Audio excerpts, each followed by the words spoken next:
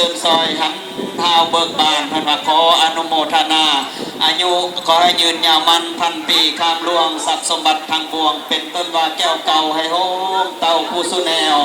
บุญจงเป็นแผ่นแก้วใส่ซองมังมะขามเป็นนาวาสะเภาทองรองนาทีสงสารกว้างทุกอย่ากวางเวรอย่าคันบุญจงเป็นสะพานแก้วบันไดทองขอให้เจ้าได้ไต่ขอได้รับที่นี้เข้าสู่สวรรค์เด้อ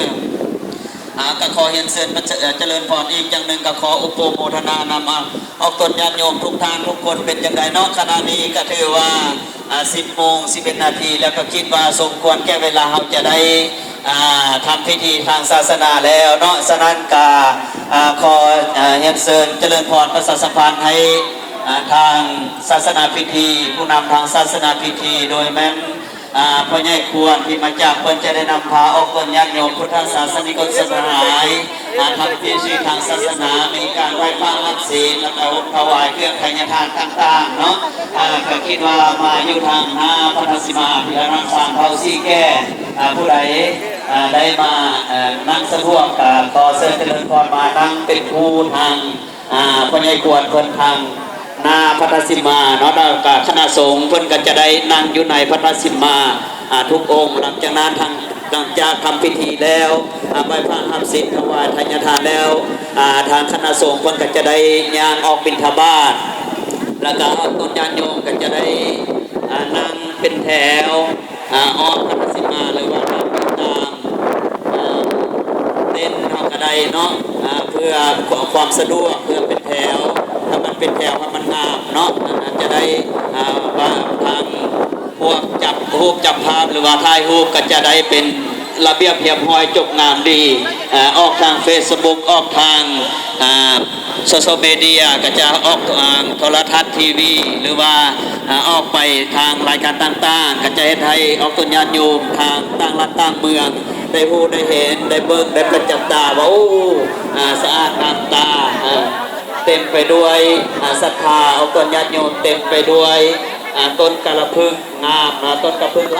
หลายเนาะก็ถือว่าเอาโปรโมทนาถือว่าต้นหลายพอสมควร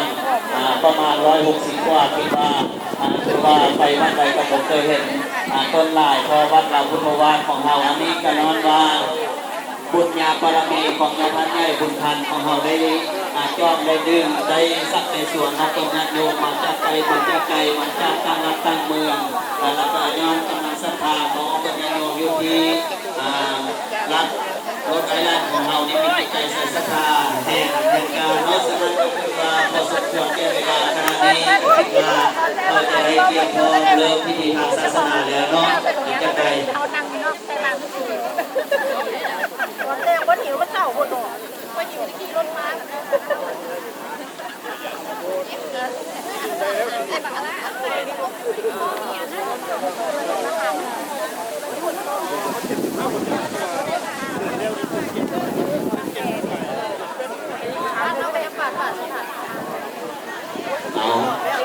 ขณะนี้ก็คือว่า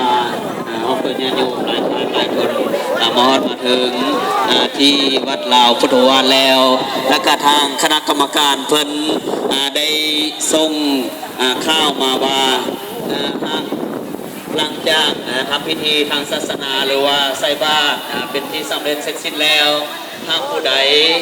มีจิตใจใส่ศรัทธาอยากจะป้อนเข็มเงินเข็มคำมาทางคณะกรรมการเพิ่นยังมีให้ออกเป็นญาติโยมได้ป้อนเข็มเงินเข็มคำอยู่ที่พัฒนาของเราเพิ่นยังเปิดอยู่เพิ่นได้เกี่ยวไว้อยู่ทางเต็นท์ผู้ใดสนใจผู้ใดมีศรัทธาไปบูชา